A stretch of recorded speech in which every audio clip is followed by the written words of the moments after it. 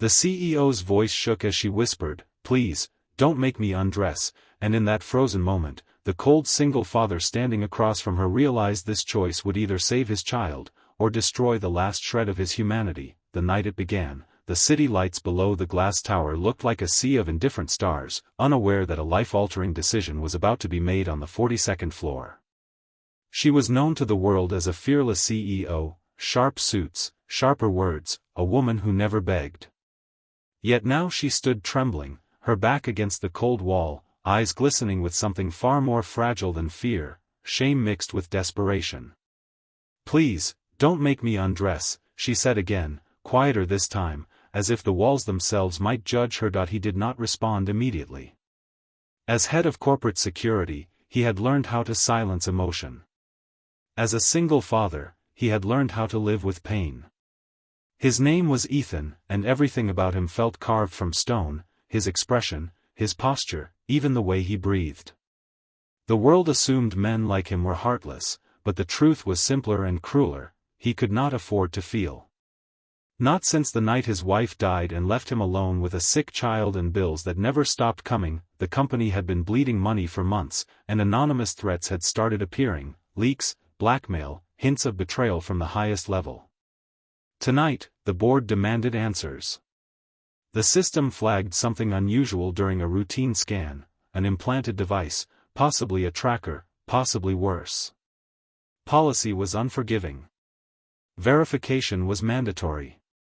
No exceptions. Not even for the woman who signed everyone's paychecks. "I wouldn't ask if there were another way," Ethan finally said, his voice low, controlled, almost emotionless. But inside him, his chest burned. He saw not a powerful CEO in front of him, but a human being cornered, stripped of dignity before anything else. Still, the image of his son flashed through his mind, pale, weak, smiling bravely through hospital tubes. This job paid for the treatments that kept that smile alive. Tears welled in her eyes, not dramatic, not loud, just silent surrender. "Do you know what it costs," she asked, "to be strong every day? To never be allowed to break?" Her hands shook as she folded her jacket, every movement heavy with humiliation. The room felt smaller, tighter, as if the walls were closing in on both of them. Ethan turned away, staring at the security monitor, fists clenched so hard his knuckles burned. He hated the system. He hated the choice. But most of all, he hated himself for knowing he would let it happen.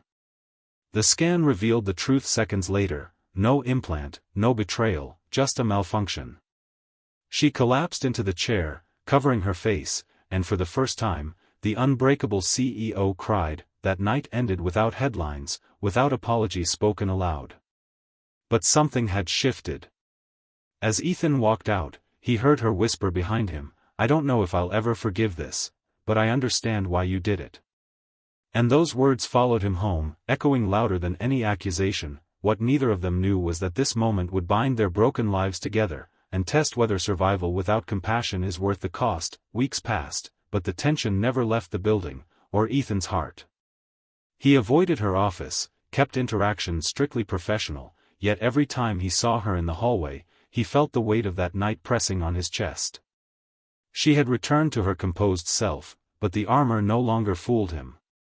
He recognized the cracks because he lived inside his own point. One evening, long after the office emptied, she found him in the security room, staring at a photo of a young boy taped beside the monitors. "Your son?" she asked softly. Ethan froze, then nodded.